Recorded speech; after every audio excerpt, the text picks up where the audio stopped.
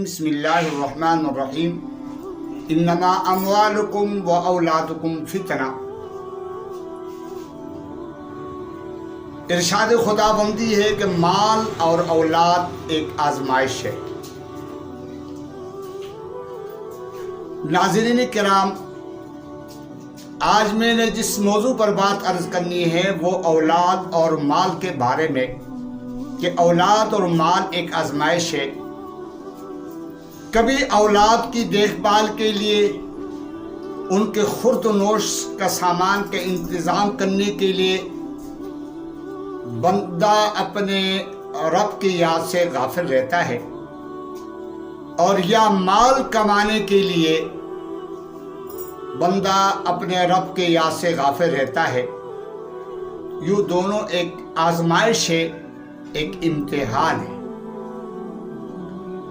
فرمایا وَإِنَّهُ لِحُبِّ الْخَيْرِ لَشَدِيدٌ، انسان مال کی محبت میں بہت زیادہ سخت ہے۔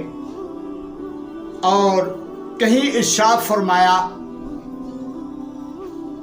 کہ یہ مال و متاع، ویسے بھی مال و متاع ایک فطرتی عمل ہے، اس کے ساتھ محبت کرنا، اس کی طرف مائل ہونا ہے۔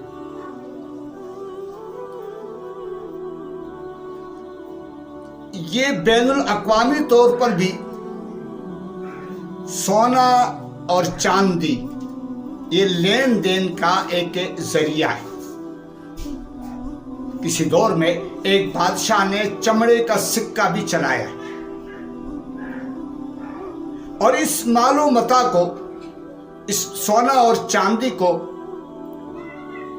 دو چیزوں سے تعبیر کیا ہے، ایک درہم اور ایک دینار سے۔ درہم بھی دو چیزوں کا مجموعہ ہے، اور دینار بھی دو چیزوں کا مجموعہ ہے۔ در کے معنی ہوتے ہیں زیادہ، تھوڑے سے پیسوں سے، تھوڑی رقم سے بندہ بڑی بڑی مشینریاں، بڑے بڑے جہاز، بڑے بڑے کشتیاں، بڑے بڑے محلات خرید لیتے ہیں۔ تو دل کے معنی ہوتے ہیں منافع۔ جہاں منافع ہوتا ہے تو ساتھ غم بھی ہوتا ہے۔ دل کا معنی منافع اور ہم کے معنی غم۔ زمانہ بر مخالف ہو، فلک بھی ہو عدو میرا، بگڑتا کچھ نہیں یا رب محافظ ہو جو تو میرا۔ تو جہاں منافع ہوتا ہے وہاں غم بھی ہوتا ہے، مال کے ضائع ہونے کا، چور چکیری کا، اور اس مال کی وجہ سے بسا اوقات بندہ جان سے بھی چلا جاتا ہے۔ اس لیے ہمیں چاہیے کہ ہم اپنا رزق حلال کمائیں اور صحیح جگہ پہ، مناسب جگہ پہ، موزوں جگہ پہ اسے خرچ بھی کر لیں۔ تو دل کے معنی ہوتے ہیں منافع، اور ہم کے معنی ہوتے ہیں غم۔ یہ درہم بھی دو چیزوں کا مجموعہ ہے، اور دینار بھی دو چیزوں کا مجموعہ ہے۔ اگر صحیح مال کمایا، صحیح خرچ کیا، مناسب جگہ پہ خرچ کیا تو یہ دین ہو جائے گا۔ اور خدا نخواستہ مال بھی صحیح نہ ہو، اس کا مصارف بھی صحیح نہ ہو، تو پھر وہ نار آگ بن جائے گی، آگ۔